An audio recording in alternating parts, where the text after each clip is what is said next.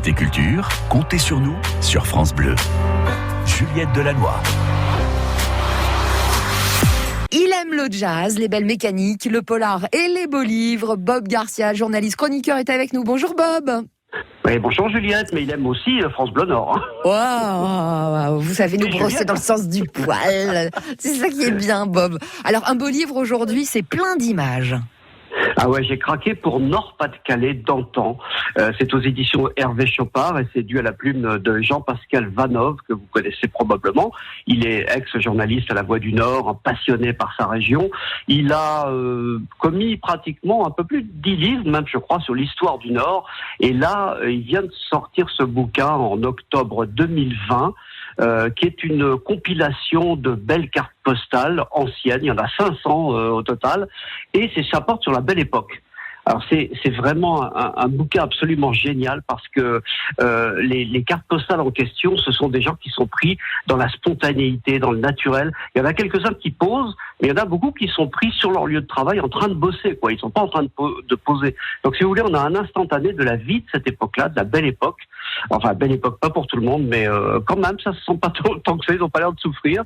Et on redécouvre donc ce contraste entre le monde ouvrier et puis les touristes un petit peu plus fortunés ou simplement les bourgeois, hein.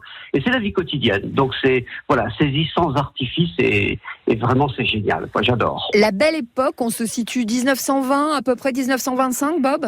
C'est ça à peu près, voilà, au début du XXe siècle, avec voilà le début de c'est l'âge d'or du rail, hein, c'est le début du rail. C'est d'ailleurs à cette époque-là qu'on a commencé à percer le tunnel sous la Manche, hein, c'était un vieux projet. Et puis voilà, on redécouvre des vieux vieux marchés, des vieilles pratiques sportives, des fêtes religieuses, des processions. Voilà, toute une vie qu'on a oubliée, mais qui est pas si éloignée finalement. Ça fait qu'une centaine d'années, et on a, c'est à la fois très très loin et en même temps très très proche, très très dynamique, plein de vie. Enfin, moi ce qui m'a frappé dans ce bouquin, c'est la convivialité. Il y a une vie incroyable, ça grouille de monde de partout. Il y a une énergie, on sent que ça bosse, mais on sent pas le malheur, on sent pas on sent pas que c'est dur pourtant. Vous voyez, on a peut-être pas toute la technologie qu'on a maintenant, mais les gens vivaient autrement, mais ils vivaient bien.